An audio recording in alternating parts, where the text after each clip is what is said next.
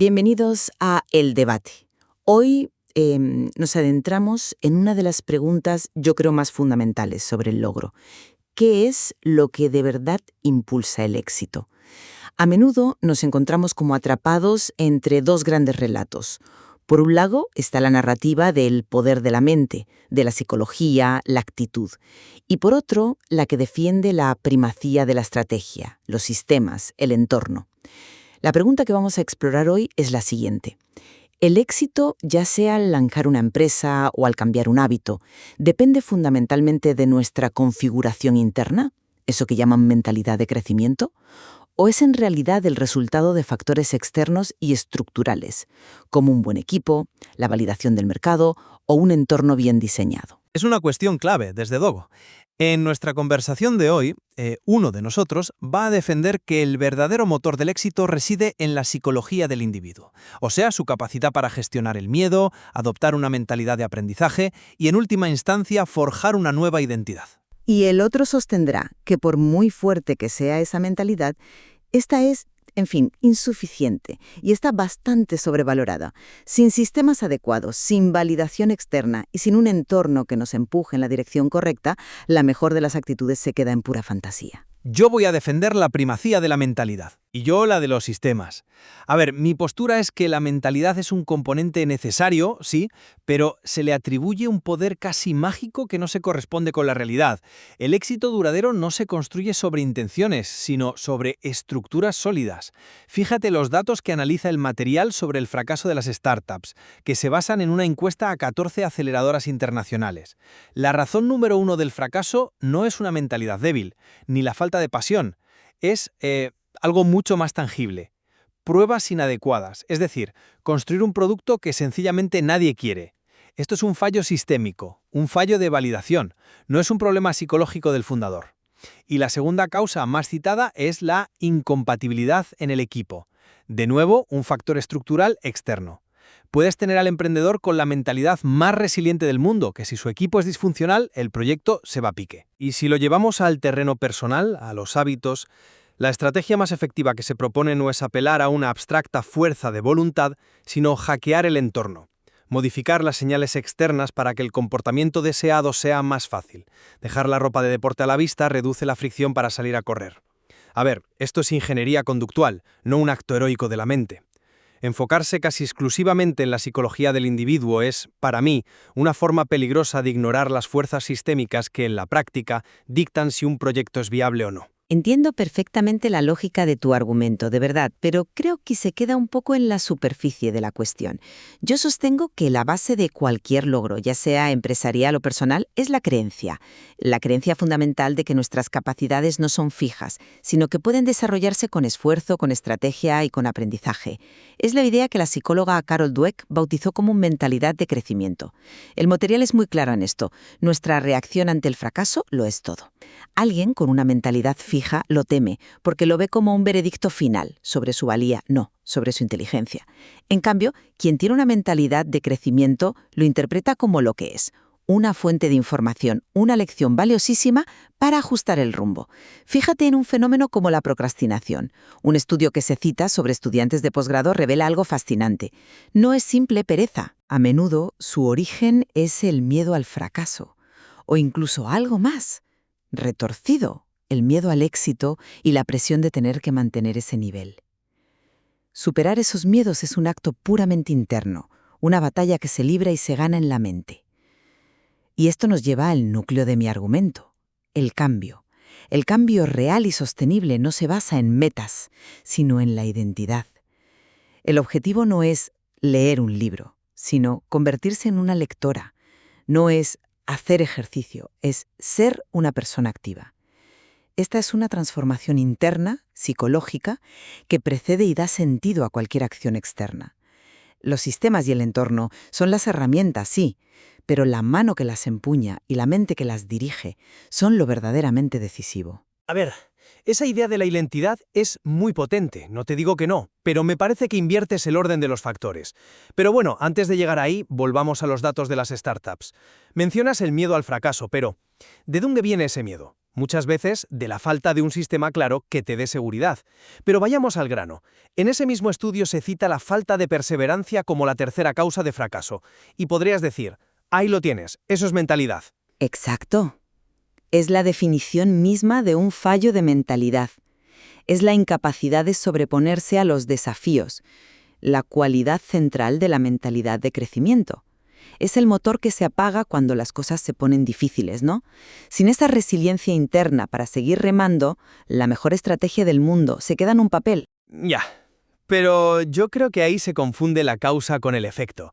La perseverancia no es un pozo sin fondo, se agota. Y se agota más rápido cuando el sistema no ofrece ninguna señal de que el esfuerzo vale la pena.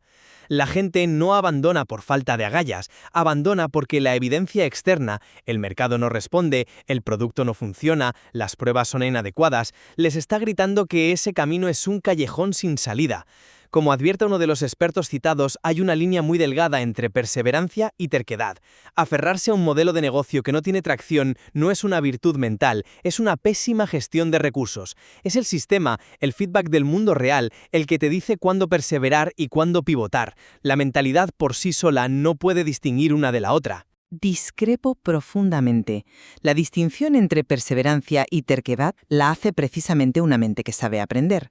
Una mentalidad fija es la que se aferra a la idea original sin escuchar, sí, pero una mentalidad de crecimiento es la que utiliza ese feedback negativo que mencionas no para abandonar el proyecto, sino para mejorarlo.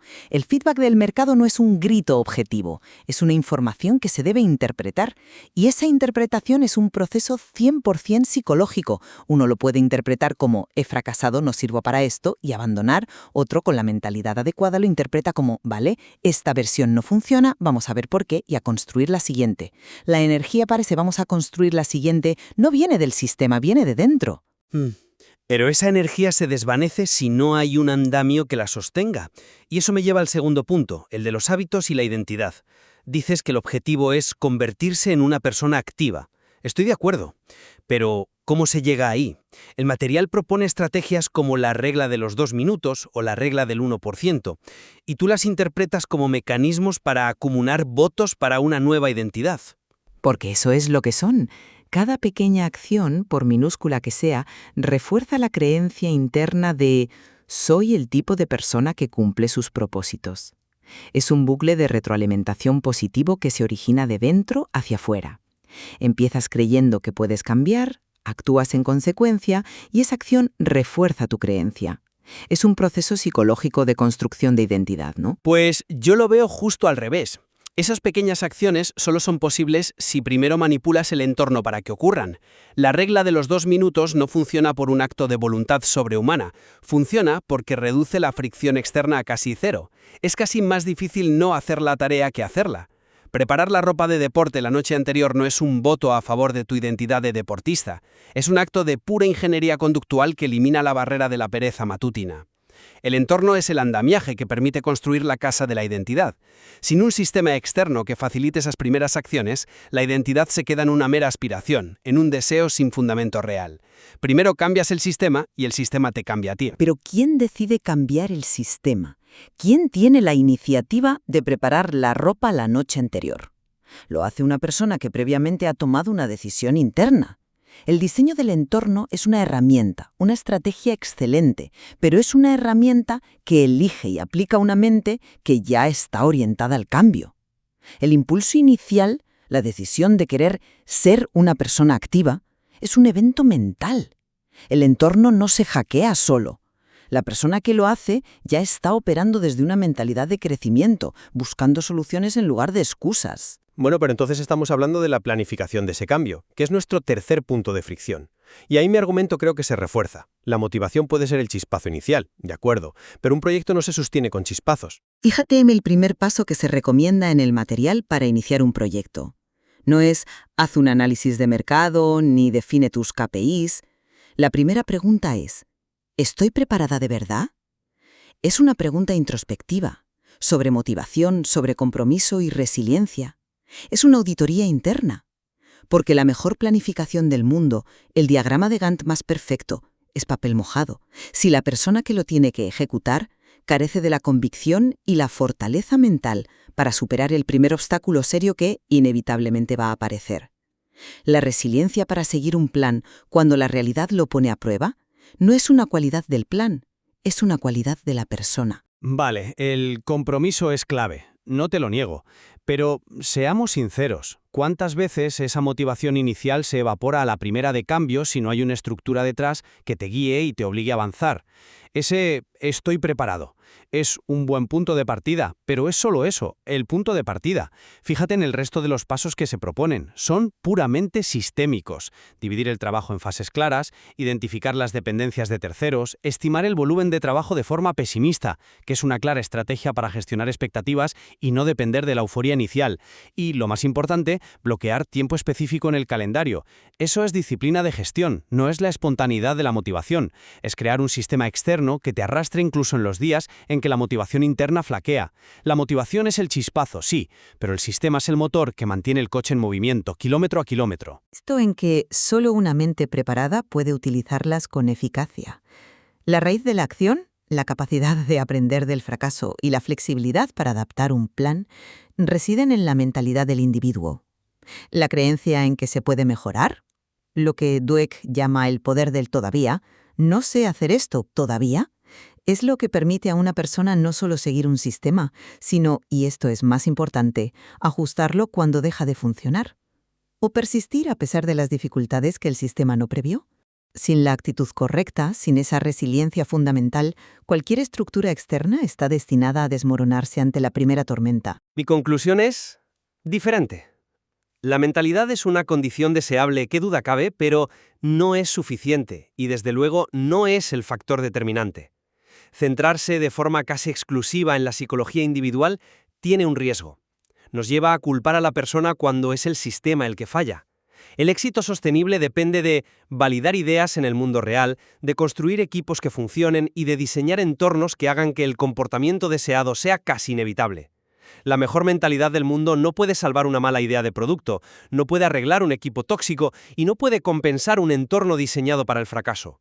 La estructura precede al éxito, la mentalidad por sí sola no es un factor predictivo fiable. Creo que esta conversación demuestra que no se trata de negar la importancia de ninguno de los dos factores, sino de entender cuál es el pilar sobre el que se sustenta el otro. Para mí, la mente es la arquitecta que diseña y utiliza los sistemas. Y para mí, los sistemas son el terreno firme sobre el que la mente puede permitirse el lujo de construir algo duradero. Quizás el verdadero éxito se encuentre en ese punto exacto de alineación entre ambos, un momento en el que una preparación psicológica profunda se encuentra con una oportunidad estructural bien diseñada. El material que hemos explorado hoy, desde luego, nos da herramientas muy valiosas para trabajar en ambos lados de esta compleja ecuación.